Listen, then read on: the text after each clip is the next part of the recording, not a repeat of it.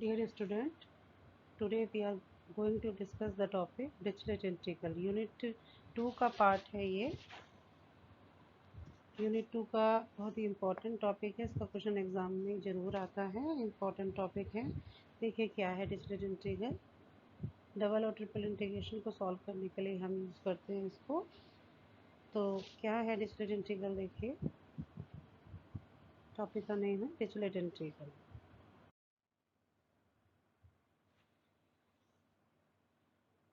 Triple integration x to the power l minus 1 y to the power m minus 1 z to the power n minus 1 dx dy dz over a region V is equal to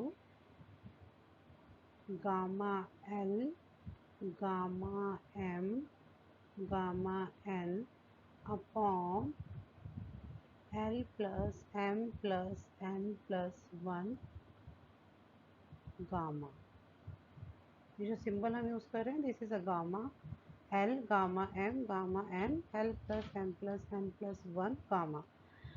किस type से आता है integral? देखो triple integration को हम solve कर रहे हैं एक्स वाई जेड, ये तीनों वेरिएबल मल्टीप्लाई में है। एक पर्टिकुलर टाइप का इंटीग्रेशन हम सॉल्व कर पाएंगे यहाँ पर, ये नहीं कि कोई भी इंटीग्रेशन हो हम सॉल्व कर सकते हैं। एक्स वाई जेड ये तीनों मल्टीप्लाई में होनी चाहिए। एक्स की कुछ पावर हो, वाई की कुछ पावर हो, जेड की कुछ पावर हो, D x D Y D Z, then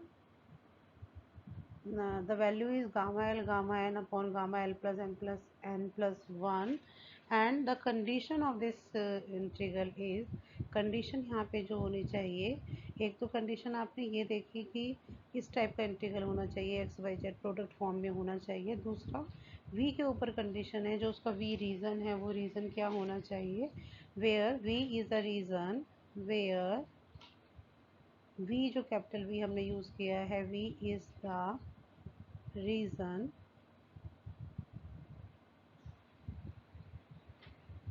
x greater than equal to 0, y greater than equal to 0, z greater than equal to 0 and x plus y plus z less than equal to 1।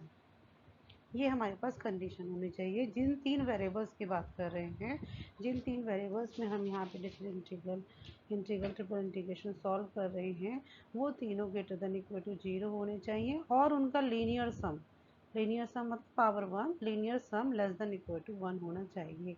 ये पहली condition हो गई आपके पास कि तीनों greater than equal to 0 होने चाहिए, और दूसरी कंडीशन इन तीनों का sum less than equal to 1 होना चाहिए। This is the Dirichlet integral. अगर आपके पास एक क्वेश्चन आ जाए कि डिफाइन डिरिचलेट इंटीग्रल, तो आपको इतना लिखना है, this is the Dirichlet integral.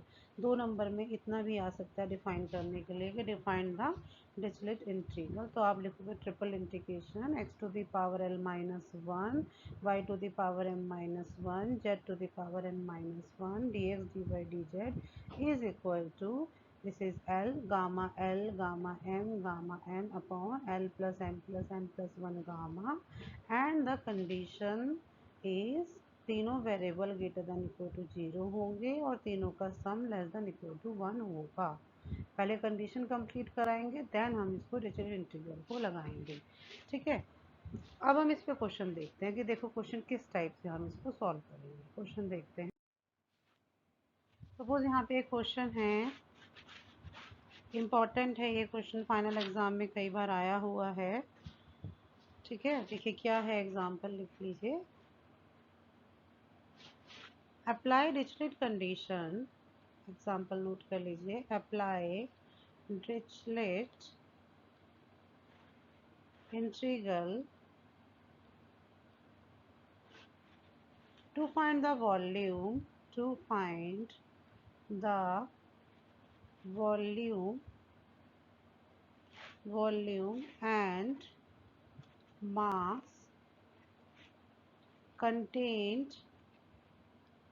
contained in the solid region, in the solid region in the first octant, in the first octant of the ellipsoid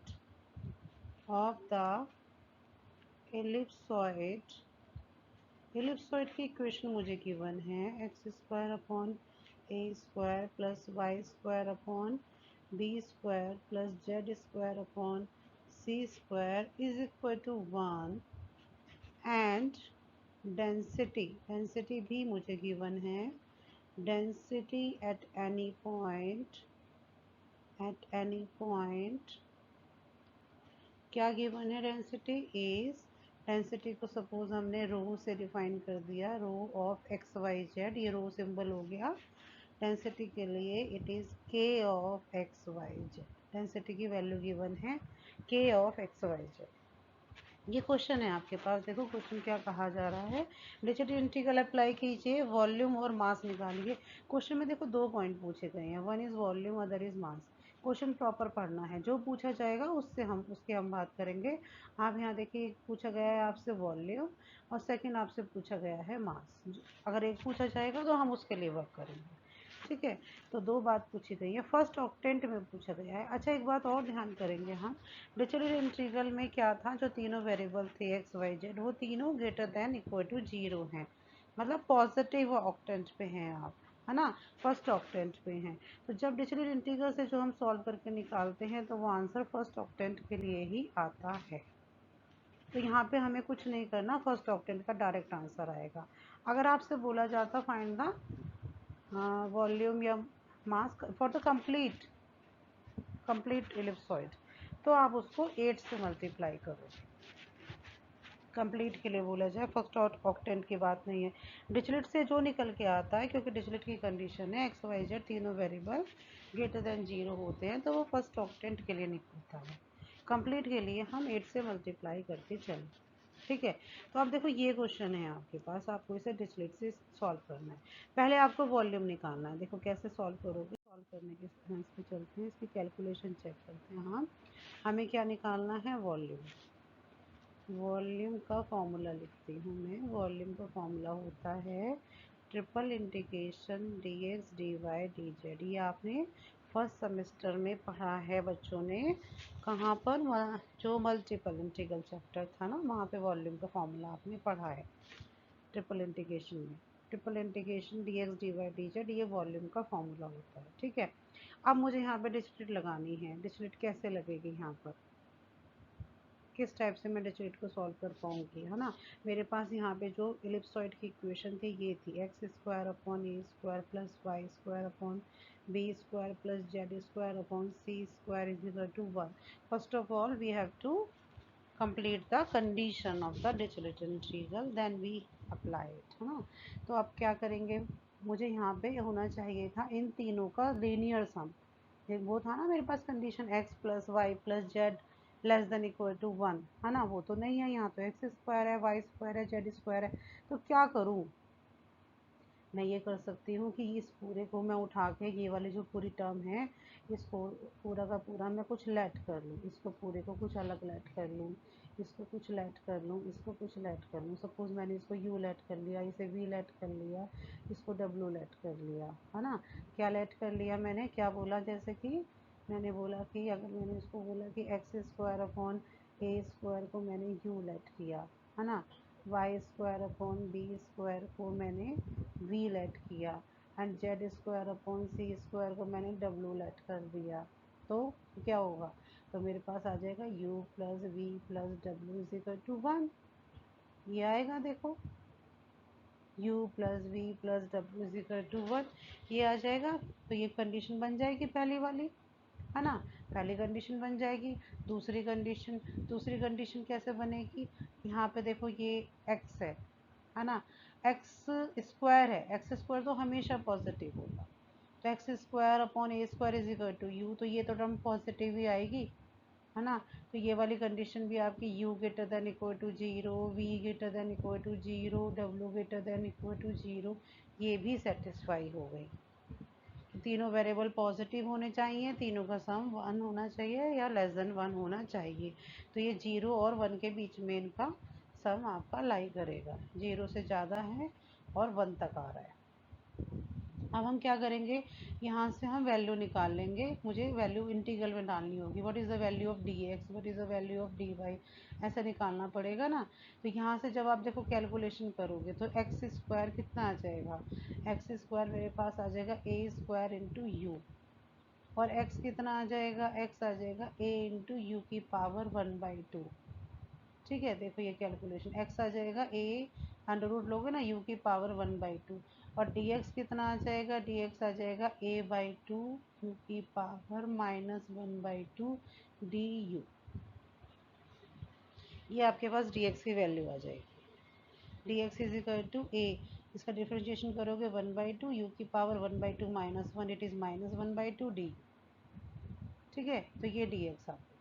तो ये सारी वैल्यू ऐसी, सिमिलरली देखो डी वाई की आ जाएगा।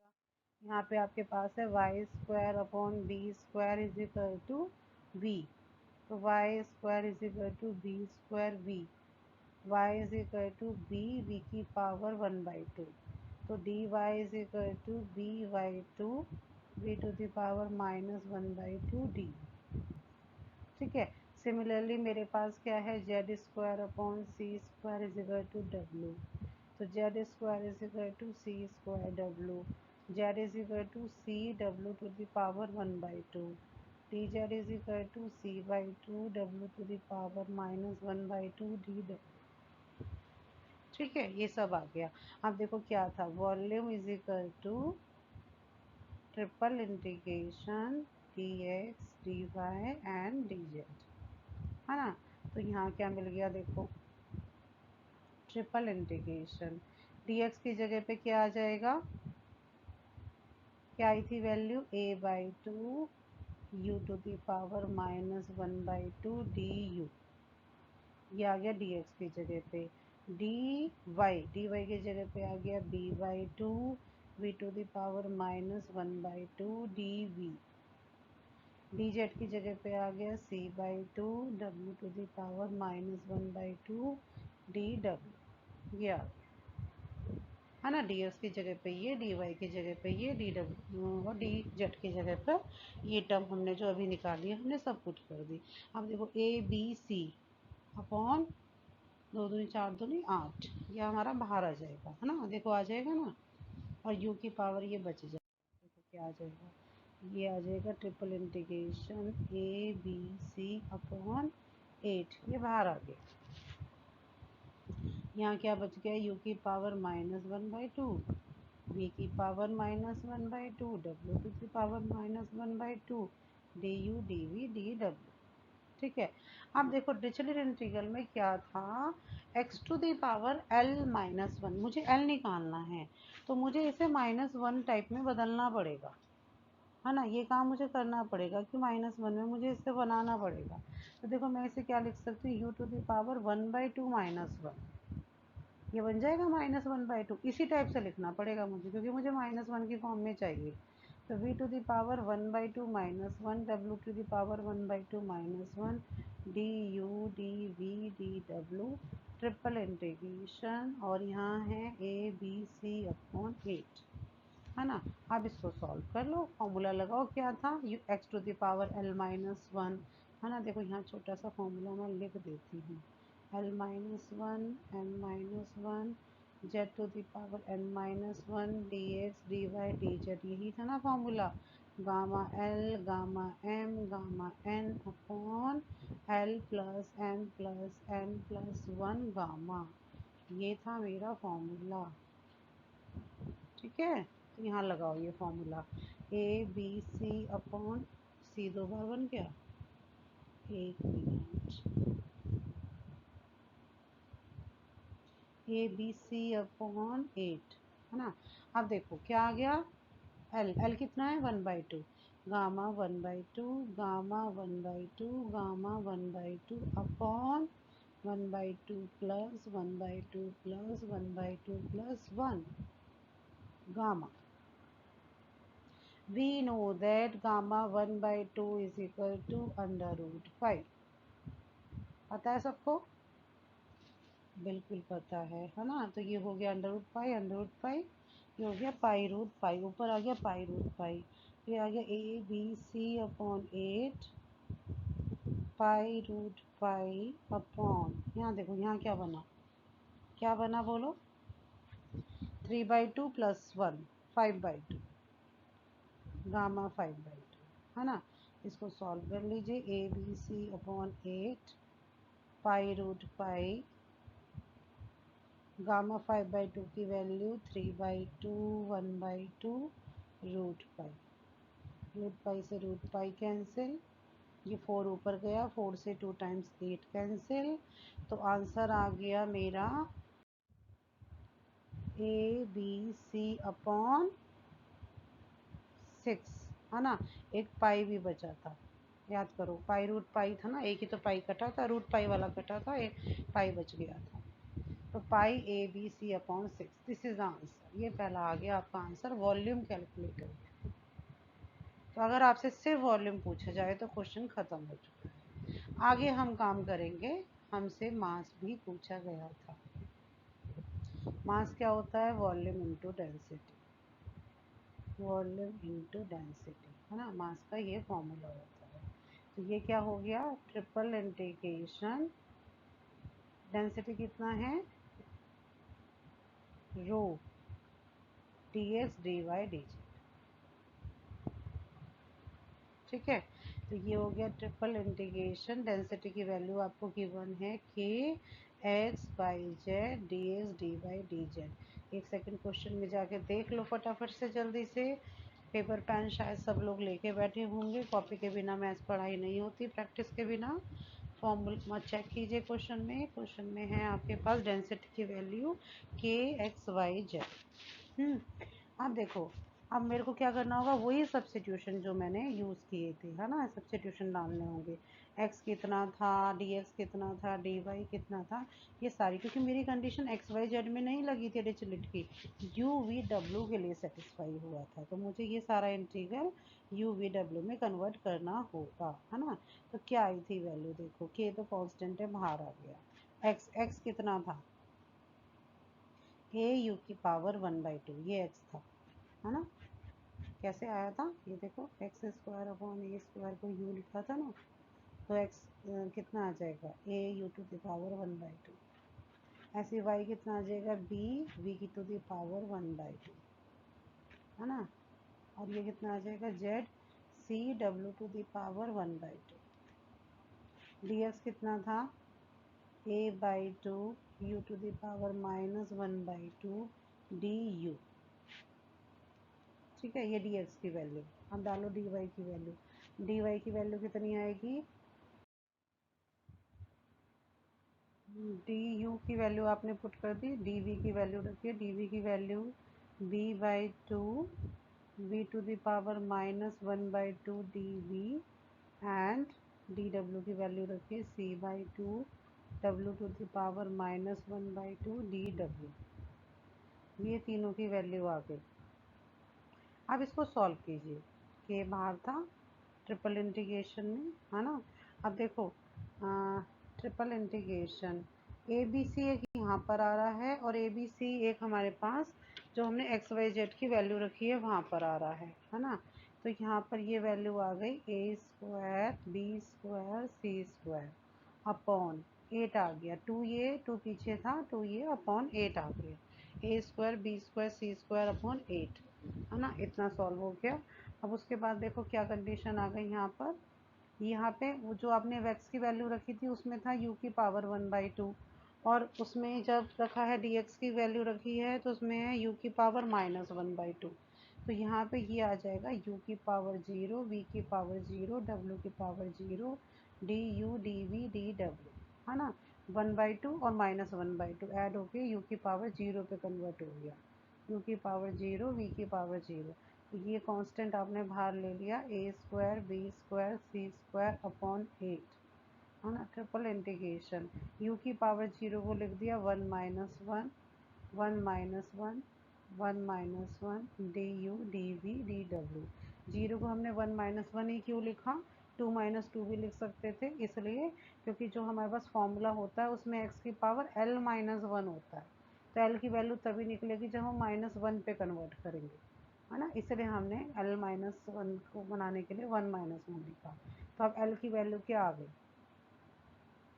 a² b² c² upon 8। l हो गया 1, gamma 1 gamma 1 gamma 1 upon 1 + 1 + 1 + 1 l + m + n + 1। Gamma 1 की वैल्यू 1 होती है ना। यहाँ गामा 4 आ गया, गामा 4 इज फैक्टोरियल 3, है ना। फैक्टोरियल 3 हो जाएगा 6 और 6 × 8 हो जाएगा 48। तो आंसर आ गया k a² b² c² upon 48। This is the value of mass.